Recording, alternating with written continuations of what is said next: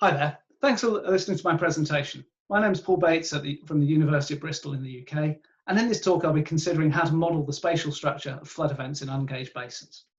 Before I get going, I'd like to say thanks to all my co-authors and also to George, Perron, Zhao and Rodrigo for inviting me to talk in this session. So over the last 5 years, we've been developing at Bristol and at Fathom a set of models to predict flooding hazard over very large areas, continental to global scales, using two-dimensional hydraulic techniques. And when we develop those models, typically one neglects to take into account spatial dependence. And instead, what our models do is simulate a constant return period event in space.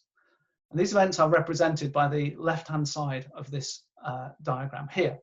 So in this panel here, we see the 1 in 5 year event happening everywhere simultaneously. If we do that for a series of different return period events and we calculate the losses for each of those, we can then, if we don't take spatial dependence into account, if we integrate all those losses, all we really get at is the average annual loss. And this is interesting and useful to do, but actually for many applications in flood risk management, we might need to know some more details of the loss distribution. So we might need to work out what's the loss that occurs in this particular region once every 10 years or once every 100 years, for example. And that might be important for designing flood defences or working out how much to invest in flood protection. The way to get at that is to take into account spatial dependence. This approach here conflates the T-year flow with the T-year loss, and therefore it misestimates the risk, particularly in the tails of the distribution. The way you can actually get at the loss exceedance curve is unfortunately to have to model the spatial dependence. So instead, you need a view that sees flood events as having variability in space. So in this plot here, we have a flood event where the return period is varying in space and only bits of the basin are being activated by that flood.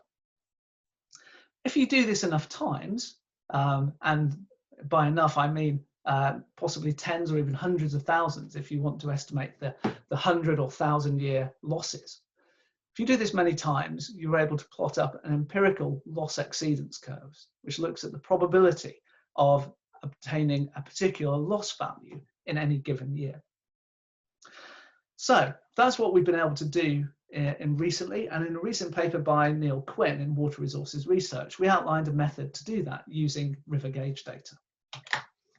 Let's have a look at how this works.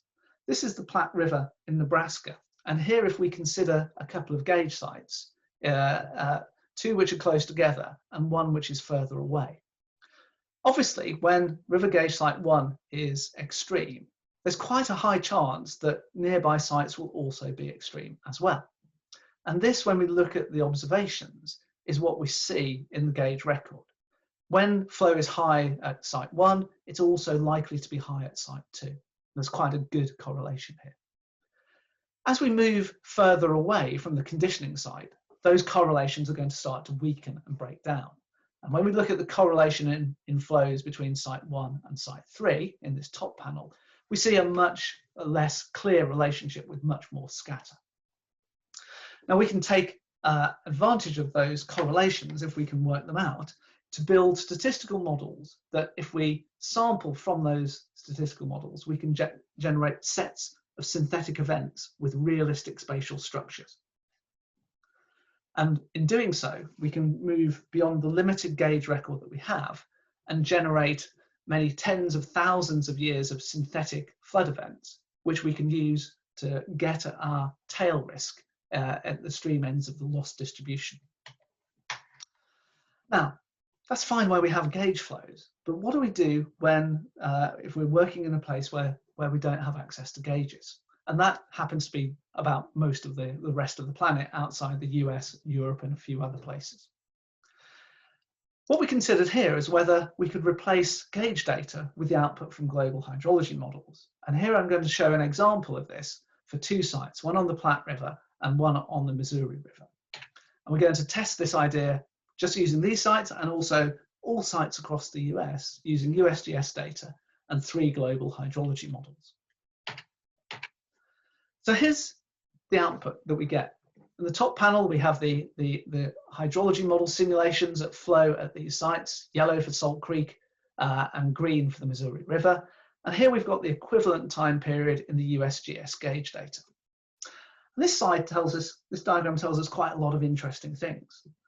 The first thing that's quite obvious is that the absolute discharge simulated by the hydrology model is quite a lot larger than the discharge that's measured at the gauging station. So it looks like the hydrology model isn't doing a great job at getting the absolute river discharge. And it's only really doing a partial job at getting the chronology of events correct. So these horizontal lines are the 5-year return period discharges in the relevant climatology. So this is the 5-year discharge for the Missouri River in the hydrology model output. So instead of looking at the absolute flow, let's have a look at when the model exceeds a particular return period. And there's some events, for example, this one, where the chronology of the flood event is picked up very nicely in the model. But then we also have ghost events which occur in the model and don't occur in the gauge data. But despite these problems, when we look at the percentage of time that the Missouri River is high given the Salt Creek is high, that proportion is fairly similar between the hydrology model and the gauge data. It's about 50%. So given Salt Creek is greater than 5-year return period discharge, the Missouri River at St. Joseph is greater than 5-year about 50% of the time. Both sources agree. So we can characterize those correlations with a statistical model. In particular, we're using the multivariate conditional exceedance model of Heffernan and Torn. In these top plots, we're plotting up pairs of flows for Salt Creek and the Missouri River for historical flood events between 1980 and 2015. So those are in blue. And then to these two sites, we've fitted a Heffernan and Torn model that's able to generate a set of synthetic events at this site and multiple others in space. So as you can see, the statistical model allows us to extrapolate our observed relationships very nicely, taking into account this property of spatial dependence. If we look at the differences between the gauge data and the model, again, we can see the biases in absolute discharge. But if instead of absolute discharge, we think about relative flow exceedance and look at the quantiles in each of these plots, what we can see is that the gauge-based quantiles and the hydrology model-based quantiles are very similar. So it looks like global hydrology models might not get the right absolute discharge, might not get the correct sequencing of events in time, but they get a pretty good representation of the spatial dependence in extreme flow between gauge sites. We call that the co-occurrence rate, and it's the probability or the proportion of times neighbouring sites are extreme, given that a conditioning site is extreme. And we represent it with this statistic, which we call COR. So here's our conditioning site in blue, and this is the value of the co-occurrence rate for the set of gauges surrounding that location. And as you can see, where it's exactly what you'd expect. Close gauges have high co-occurrence rates. So when site in blue has extreme discharge, it's very likely that close sites are also extreme. And sites further away have much lower probability of being extreme at the same time. Here's the data from the gauge-based information. And this is the same quantity, but plotted up for the model-based output. As you can see, they're quite close. They show the same broad patterns, the same broad colours. There's differences, of course. And if we subtract these two representations away, we get a whole bunch of different errors. So some sites we have quite low error, and the errors are both positive and negative. If we look at these co-occurrence rate errors across all pairs of gauges out of the 2,400 we look at in the US, we get a large number of gauge pairs 2,400 squared, that we can plot up. And there's an awful lot of scatter in this relationship. But when we look at this relationship in quantile space and look at the model to gauge quantiles compared to the normal quantile, we can see that the relationship between the modeled co-occurrence rates and the observed co-occurrence rates is rather good, and it's also rather unbiased as well. And that gives us some confidence that we can use global hydrology models to look at the spatial dependence of floods. In this slide, we plot up the co-occurrence rate errors and their distribution. And here we bin them into a number of arbitrarily chosen brackets. And these are the modeled co-occurrence rate in the 0 to 2 percentage point bin, 2 to 5 percentage point bin, and so on. And we look at the proportion of the observed co-occurrence rates that fall into that bin. So ideally, we would like if the set of co-occurrence rates in the model that fall in the 0 to 2 percentage point bin, we'd like the equivalent observed co-occurrence rates to be the same number in that bin, and also to fall within that bin as well.